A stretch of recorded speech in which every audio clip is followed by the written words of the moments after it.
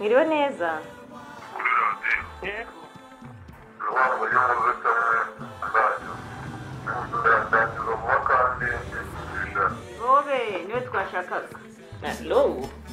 Rwanda has become a world leader when it comes to promoting gender equality in politics, education, and for some, even sexual pleasure.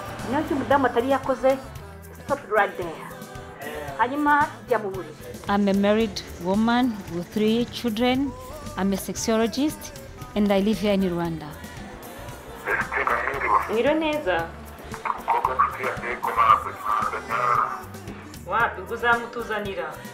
Kunyaza is an ancient and secretive sexual practice originating from this tiny country. It's said to encourage female ejaculation and orgasms, and although it's not openly discussed, it is well known. The technique involves a man rhythmically and continuously striking the clitoris and labia with his erect penis. I don't think people talk enough about female pleasure.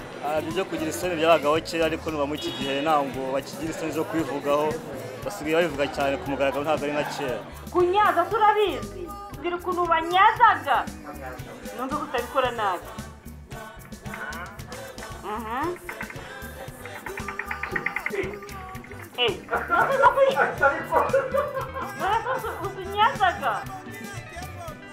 Vestine presents a well-known radio show in Rwanda about relationships, marriage, and sex.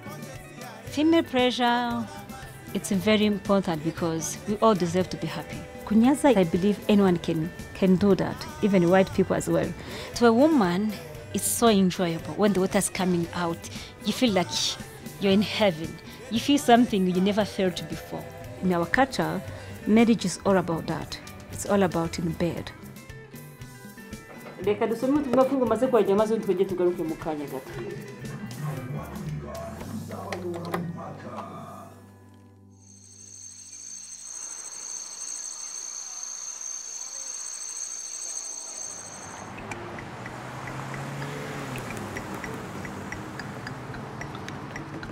Now we are traveling to the village, Nyakinama, to find out how the villagers also make love, if they know how to prepare themselves before making love, if they know how to romance and all that.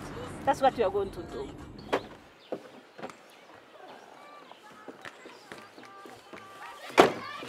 Not all the Rwandan women who are free to talk about sex. But there's this group of women, most of them, they lost their husbands. After genocide, 1994, like because we don't have our husbands, they are opened.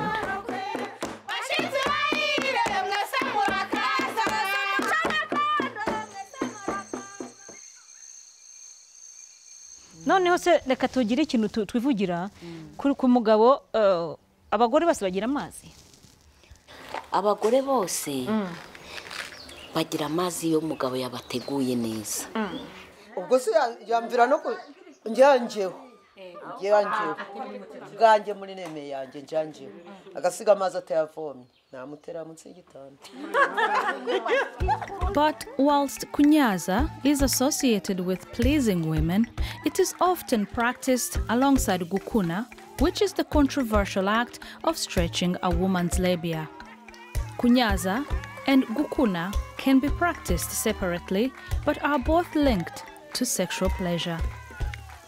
In Rwanda, many girls are encouraged by their elders to start pulling their labia as they begin puberty, sometimes as young as 10 years old. Noneho uko kugira imishino ni inyongera yo gushimisha umugabo gusa. Niko umugabo yari kubenyaza umuntu bararyoshye ndakambura abantu.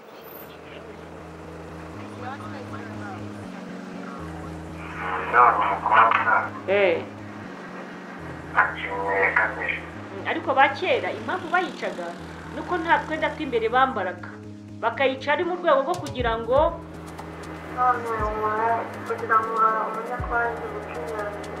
warangije se ntabwo ubona imikurire yatwe na size ufite ukuntu ibingana.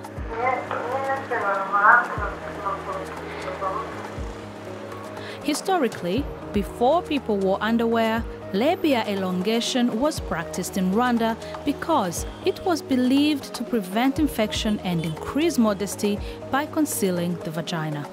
Today, women are told that elongating their labia will prepare them for marriage, increasing their partner's sexual pleasure as well as their own. Kigali-based gynecologist Dr. Magnifique disagrees. I feel a bit nervous discussing about these things, but yeah, my mother comes from a very conservative cultural background, and the good thing is that she doesn't understand English. So if she hears me talking about this, she'll be like, my son is gone. Saying that labial elongation increases pleasure, from the scientific point, I feel like pleasure would come more from a hormonal change. There are no scientific proven benefits for labial elongation. And the other thing is that maybe this comes into also long term, the reversibility. Let's say you've done it, and at some point you've done it when you're 10 years, and then you get to be 20 and you're like, I no longer need this. If you want to reverse it, you have to go through a surgical procedure.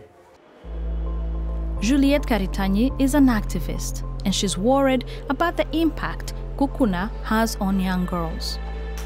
Among my generation, and my boyfriend doesn't believe in Gukuna because they feel like it's an old practice, and for children it shouldn't even be like, we shouldn't even discuss about it. The reason why in our culture they were doing it at that early age is because our grandmothers used to get married at 12, 14.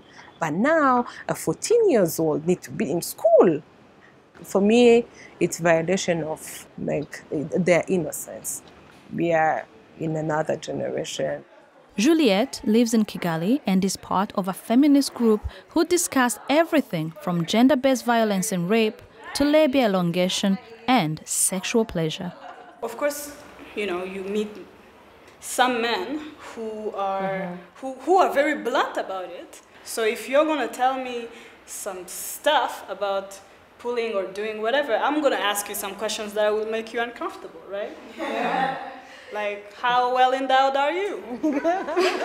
But in our society, a woman who elongated her labia, like they consider you the like, ah, now you're a full woman, you're the, you know, you are a wife material. Don't agree with people who stand on culture saying, oh, this is our culture. Yes, our culture is a huge thing actually, but if it's something is harmful, if something creates gender inequality, if something hurts someone, I don't see why we would cling to it just for the sake of culture.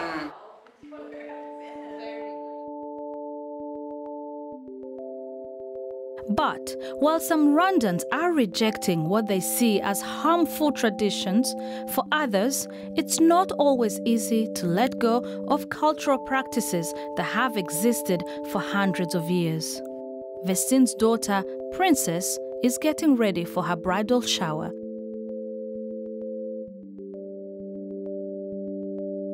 It's the day that first happened before you get married, where your aunties, your grandma, your mom, and friends and sisters give you advice and give you gifts to use when you're already married. I'm a girl right now, but the day is coming, I'll be a woman.